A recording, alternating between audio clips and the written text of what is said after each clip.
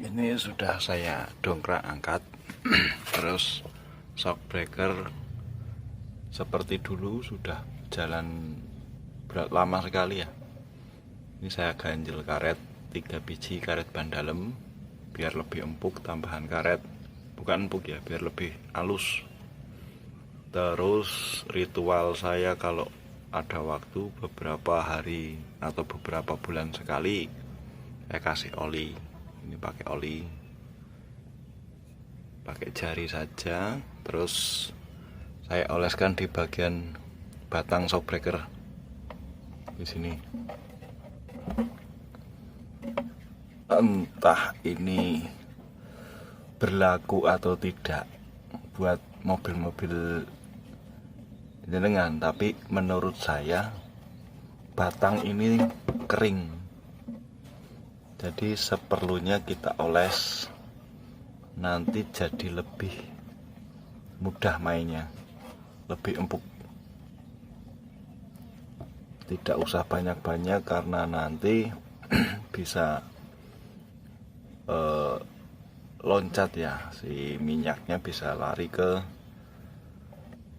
cakram. Ini sesekali kadang-kadang saya kasih minyak seperti ini. Baut arem bawah, depan arem. Ini kondisi tidak didongkrak. Ini sesekali dikendorkan. Saya pernah ngalamin sendiri pada saat masang arem karena saya ganti busing kemarin.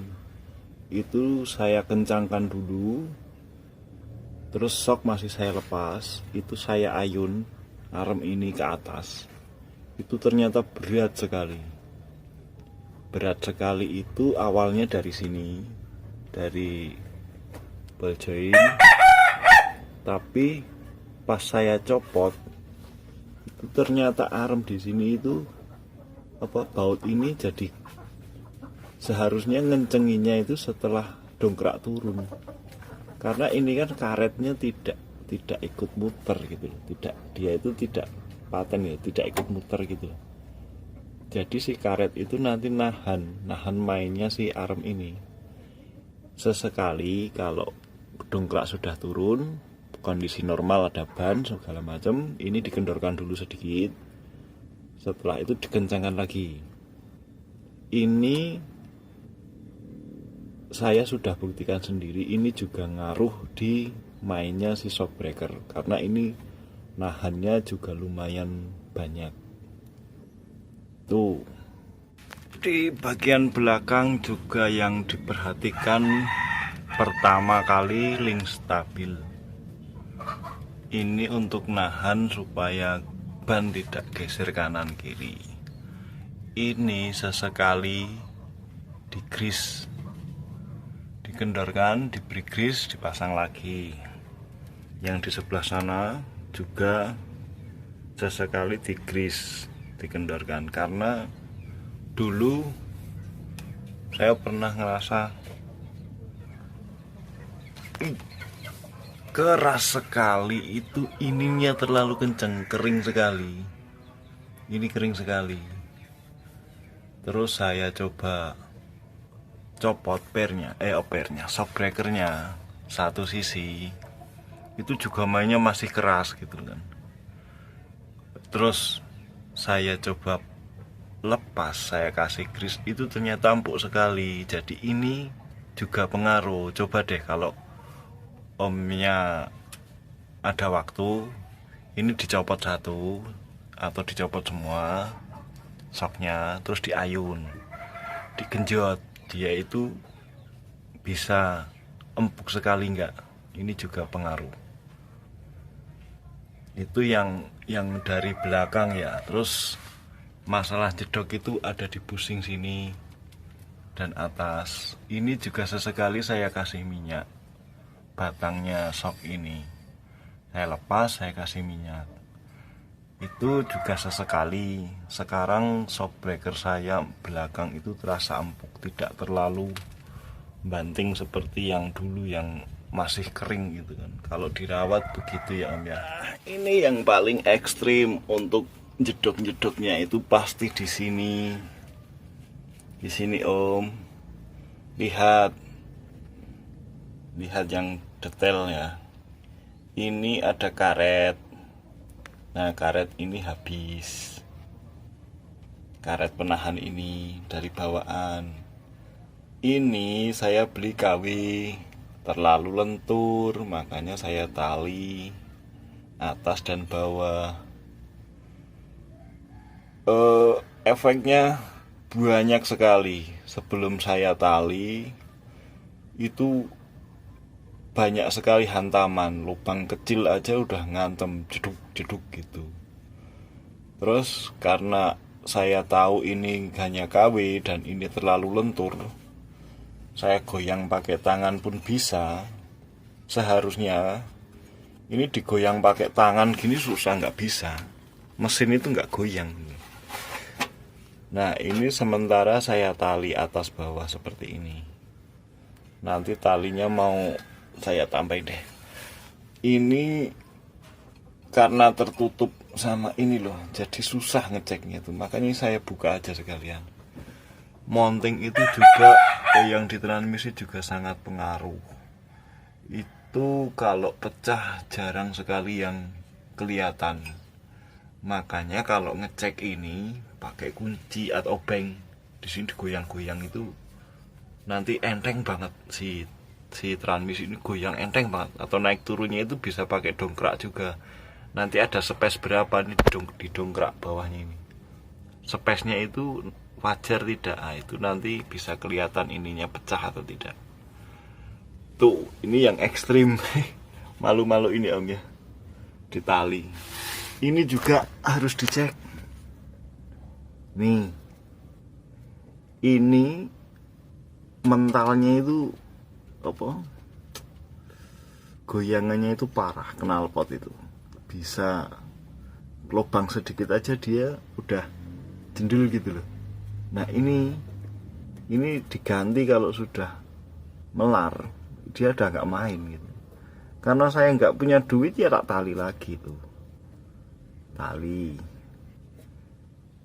Ini terus terang mobilku itu sudah nyaman. Kalau di lubang-lubang itu saya hajar aja udah rasanya cuma jelep-jelep gitu. Karena faktor-faktor utama yang nabrak itu ya ini, bukan shock breaker. Kalau shock breaker mobil itu tidak seperti motor karena dia punya langkah yang jauh, tidak jedok. Ini juga pengaruh karet bodi. Kadang-kadang kalau kita nggak jeli, di sini itu kendor, bisa diputer gitu. Nah, itu juga pengaruh sekali. Kalau dia kan hanya nahan, kalau dia ada dorongan ke atas lalu turun ya hentakannya itu di sini juga. Ini juga diperhatikan tuh. Ini mobil biarpun saya tali-tali seperti ini tapi nyaman gitu loh. Saya setel.